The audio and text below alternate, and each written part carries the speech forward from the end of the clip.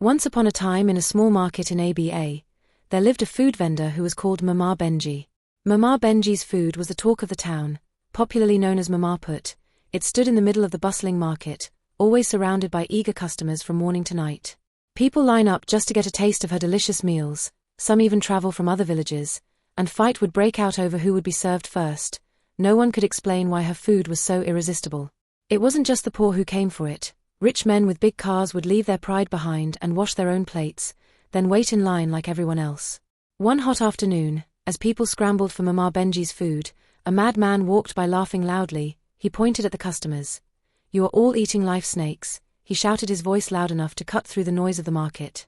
Everyone froze for a moment, staring at the madman, then just as quickly, they dismissed him laughing. They called him crazy and waved him off.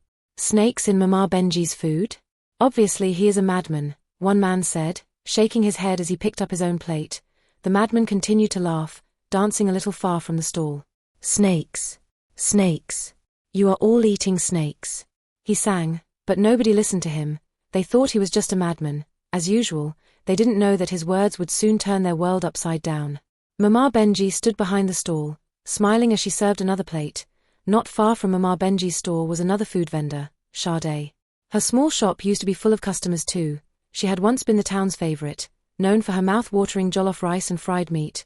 But ever since Mama Benji food had become so popular, Sade's customers had all disappeared now. She spent most of her days sitting alone, watching the crowd at the Mama Benji's store from a distance. It puzzled her. She and Mama Benji cooked the same type of food, used similar ingredients and even sourced from the same market vendors, yet there was no comparison in the size of their crowds. How can she be so successful? She asked herself, wiping sweat from her forehead. What is it that she does differently? She had no answers. Her rise to fame seemed almost unnatural.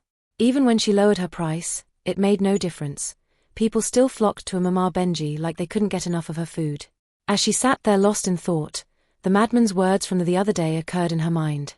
"You are all eating snakes." The madman had said it with so much conviction, but she quickly brushed it aside.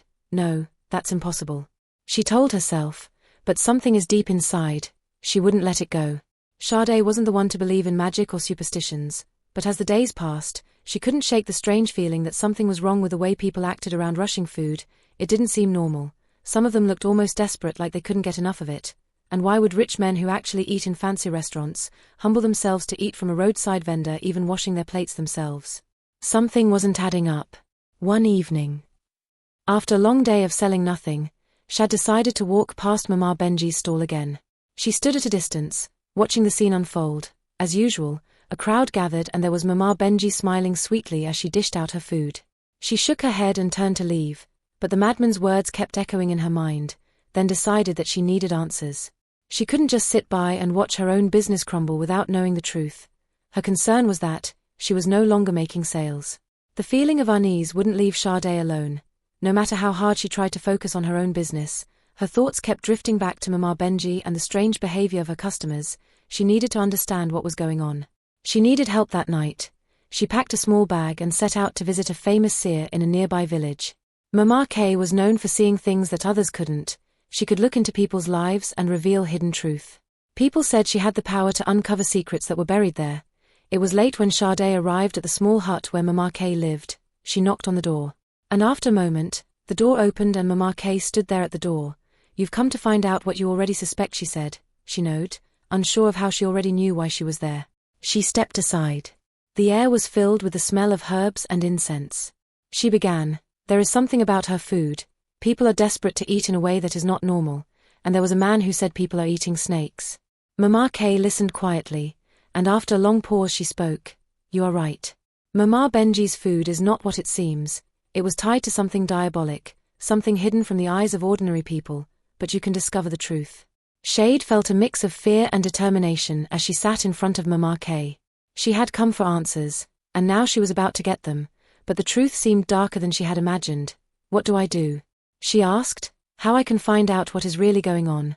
Mama looked at her with serious eyes. "There is a way," she said, "but it will not be easy. If you want to know the truth, you must do exactly as I tell you." Sade leaned forward, listening carefully as the seer explained her plan. Mama K handed her a small packet wrapped in clothes. "Take this," she said, "go to Mama Benji's store tomorrow, and when no one is looking, sprinkle the content near her cooking pot. The truth will reveal itself, but you must be careful. Sade's hand shook as she took the packet. She knew she had to do this to save her own business. Her business was falling apart, and she couldn't ignore the strange things happening at Mama Benji's store any longer. Will I be safe? She asked Mama K. If you follow my instructions, you will see the truth without hurt, but be ready for what you may find. Sade left the seer's hut. With the packet in her hand, she was scared, but she was also determined. Tomorrow she would go to Mama Benji's store and do what Mama K had told her. The next day, she woke up feeling nervous. She kept thinking about Mama K's words and the small packet hidden in her bag. She wasn't sure what would happen, but she had to find out the truth. When she arrived at the market, everything seemed normal. People crowded at her stall, pushing and shouting to get served first. It was like nothing could stop them from eating her food. Sade watched from a distance. Her heart was pounding.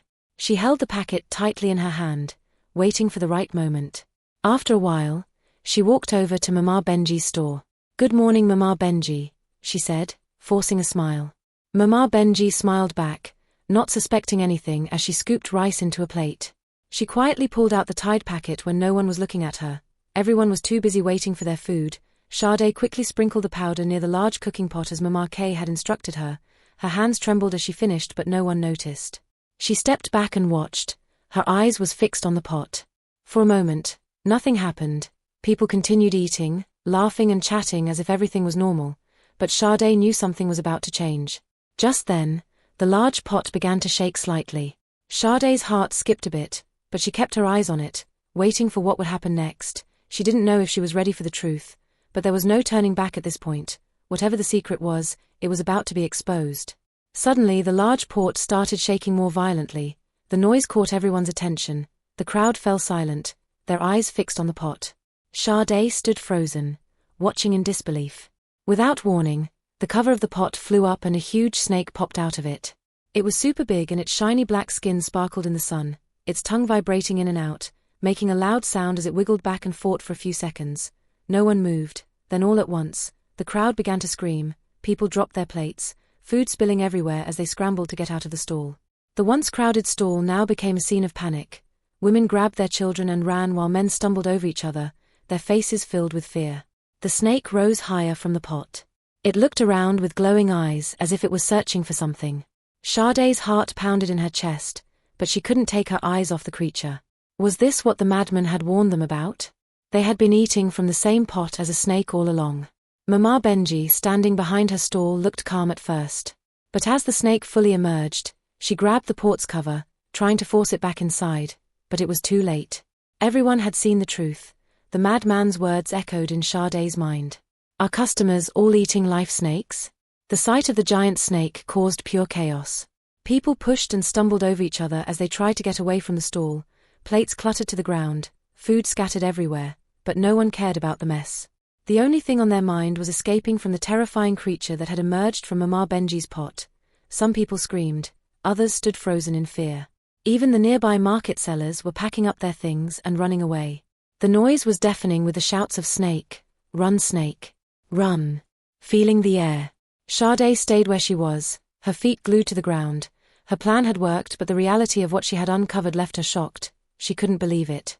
The giant snake had been hiding in plain sight. Feeding off people's ignorance. The big snake made a hissing sound and slowly settled back into the pot.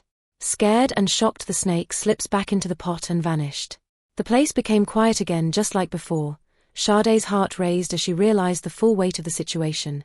The snake wasn't just an animal, it was something spiritual, something evil, and now everyone knew the truth, with the truth now uncovered. Mama Benji's secret was out. The crowd had scattered, but some people stayed, whispering and pointing at her. The once busy stall, always full of life, was now quiet. Plates and spoons lay abandoned on the ground as everyone was still looking at the pot. Mama Benji quietly ran away.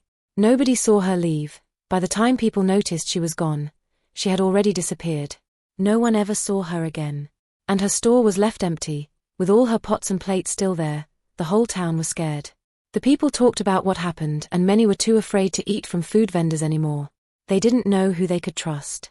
Some people even stopped buying food outside because they were scared other vendors might be like Mama Benji.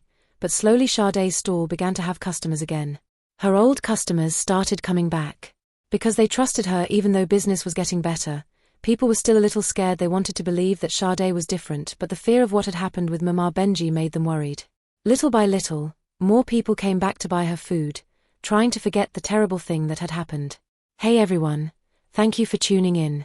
I sincerely appreciate your support. Please hit the like button and subscribe to my channel for more interesting stories. Thank you once again for watching, and see you in my next story.